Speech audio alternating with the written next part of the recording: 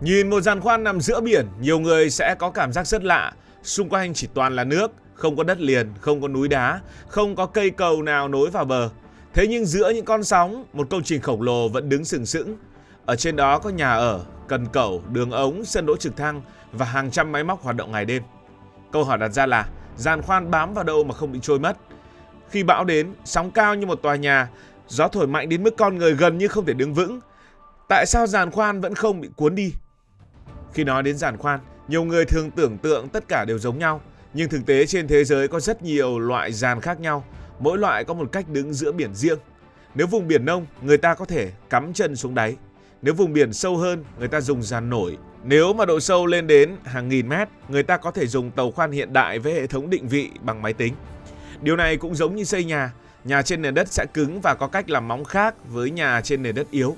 Nhà một tầng khác với nhà cao tầng. Giàn khoan ngoài biển cũng vậy. Muốn đứng vững, trước tiên phải hiểu đáy biển sâu bao nhiêu, bên dưới là mềm hay là cứng, sóng cao thế nào và bão mạnh tới đâu.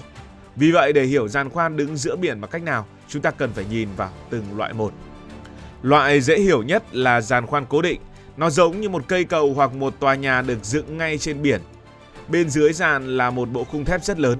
Bộ khung này thường có dạng giàn chéo, giống như những thanh thép đan vào nhau. Người ta gọi phần đó là chân đế.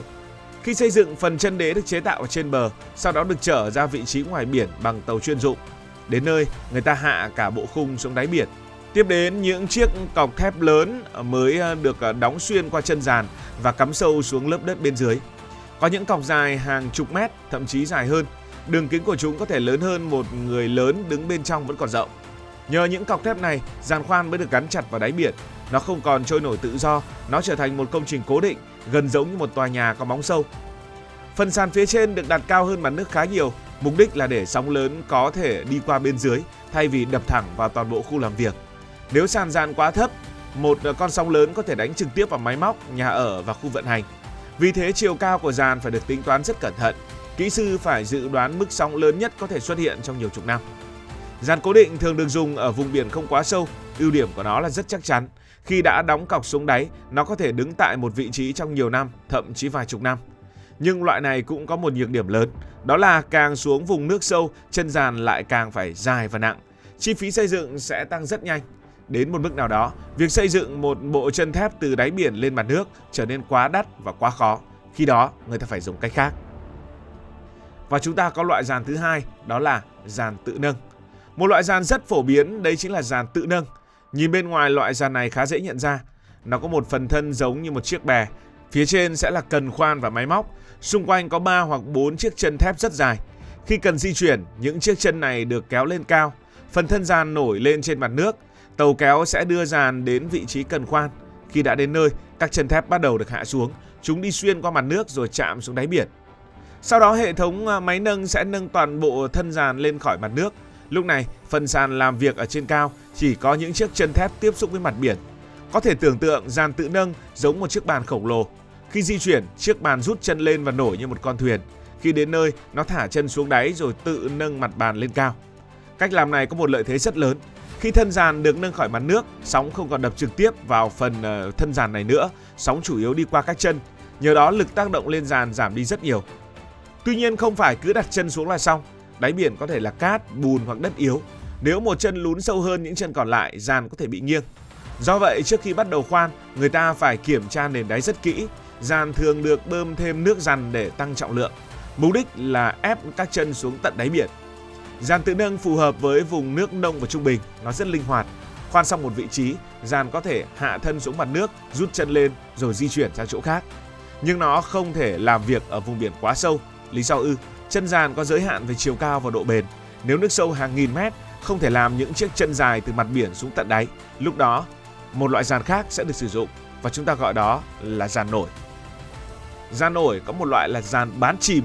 Đây là một trong những loại giàn có hình dáng đặc biệt nhất. Phần boong làm việc nằm cao trên mặt biển, bên dưới là những cột thép lớn.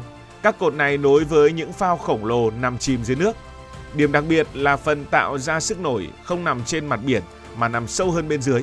Nằm sâu bên dưới thì có cái lợi đó là ít bị sóng đánh trực tiếp hơn. Tất nhiên giàn bán chìm vẫn phải chuyển động. Nó không thể đứng yên tuyệt đối như một công trình trên đất liền, nhưng mức rung lắc được giảm xuống đủ để tiến hành nhiều công việc ngoài khơi. Bên trong các phao và cột thép có chứa những két nước, người ta gọi đó là két nước giàn. Khi muốn giàn chìm sâu hơn, người ta bơm nước biển vào két. Khi muốn giàn nổi cao hơn, người ta bơm nước ra ngoài. Bằng cách điều chỉnh lượng nước trong từng két, kỹ sư có thể giữ cho giàn cân bằng. Nếu một bên bị nghiêng, nước giàn có thể được chuyển sang một bên khác. Hệ thống điều khiển sẽ liên tục theo dõi độ nghiêng, sức gió, sóng và dòng chảy.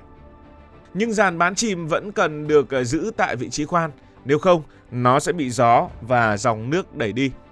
Một số giàn sử dụng hệ thống dây neo. Từ giàn, nhiều sợi dây thép hoặc dây cáp đặc biệt được thả xuống đáy biển. Các dây này tỏa ra nhiều hướng, giống như những sợi dây giữ một chiếc lều. Có giàn dùng 8 điểm neo, có giàn dùng 12 điểm hoặc nhiều hơn. Mỗi dây neo có thể dài hàng cây số. Khi gió đẩy giàn về một hướng, những dây neo ở hướng đối diện sẽ giữ lại. Nhờ nhiều dây kéo từ nhiều phía, giàn nằm trong một khu vực dao động rất nhỏ. Loại giàn này phù hợp với những vùng nước sâu nhiều hơn so với giàn tự nâng. Nó có thể hoạt động ở nơi mà việc dựng chân từ đáy biển lên là không còn phù hợp. Chưa dừng lại ở đó, ở những vùng biển rất sâu thì chúng ta có một loại nữa người ta thường dùng, đó là tàu khoan chứ không phải là giàn khoan. Nhìn từ bên ngoài, tàu khoan giống một con tàu lớn, nhưng ở giữa thân tàu có một khoảng trống đặc biệt. Qua khoảng trống đó, thiết bị khoan được thả xuống đáy biển. Điều đáng kinh ngạc là tàu khoan có thể làm việc tại nơi nước sâu hàng nghìn mét. Dưới thân tàu không có chân trống, việc dùng dây neo cũng có thể trở nên rất khó. Vậy tàu làm thế nào để đứng đúng vị trí? Câu trả lời là hệ thống định vị tự động. Các loại cảm biến gió, cảm biến sóng, cảm biến khác nhau, la bàn, máy tính và nhiều chân vịt. Các chân vịt này không chỉ nằm phía sau như tàu thông thường, chúng có thể được bố trí ở nhiều vị trí và quay theo nhiều hướng. Máy tính liên tục xác định tàu đang nằm ở đâu. Nó so sánh vị trí hiện tại với vị trí cần giữ. Nếu gió đẩy tàu sang bên phải, hệ thống sẽ ra lệnh cho chân vịt đẩy tàu trở lại bên trái. Nếu dòng chảy kéo tàu về phía sau, các chân vịt sẽ tăng lực đẩy để đẩy tàu lên phía trước. Mọi việc diễn ra liên tục và từng giây một. Con người không thể tự điều khiển chính xác đến mức đó trong thời gian dài, nhưng máy tính có thể đọc hàng loạt cảm biến cùng một lúc. Nó biết gió đang đổi hướng ra sao, vân vân và vân vân. Thắc mắc tiếp theo, giàn khoan chịu được bão cấp mấy? Đây là câu hỏi mà rất nhiều người quan tâm, nhưng câu trả lời không thể gói gọn trong một con số duy nhất. Không phải mọi giàn khoan đều chịu được bão giống nhau. Một giàn nhỏ ở vùng biển nông sẽ khác một giàn lớn hoạt động thường xuyên tại nơi có siêu bão. Giàn mới cũng có thể khác giàn đã hoạt động nhiều năm, nhưng nhìn chung là khá an toàn trước bão. Nhiều người nghĩ rằng giàn khoan chịu được bão thì công nhân cứ ở lại trên đó. Thực tế không đơn giản như vậy. Mục tiêu đầu tiên luôn là bảo vệ con người. Nhân sự không thiết yếu có thể được đưa vào bờ bằng trực thăng hoặc tàu. Những người còn lại sẽ thực hiện các bước để đưa giàn khoan vào trạng thái an toàn. Như vậy, một giàn khoan lớn không chỉ là một chiếc máy khoan, nó gần giống một thành phố công nghiệp thu nhỏ. Ở trên đó có khu nhà ở, bếp ăn, phòng điều khiển, kho hàng, xưởng sửa chữa, máy phát điện, cần cẩu, sân đỗ trực thăng. Có nơi có phòng y tế, phòng tập thể thao, khu sinh hoạt chung. Công nhân có thể làm việc theo ca trong nhiều tuần liền trước khi trở về bờ. Điện trên giàn khoan được tạo ra bằng các máy phát lớn. Nước ngọt có thể được chở từ bờ hoặc sản xuất từ nước biển.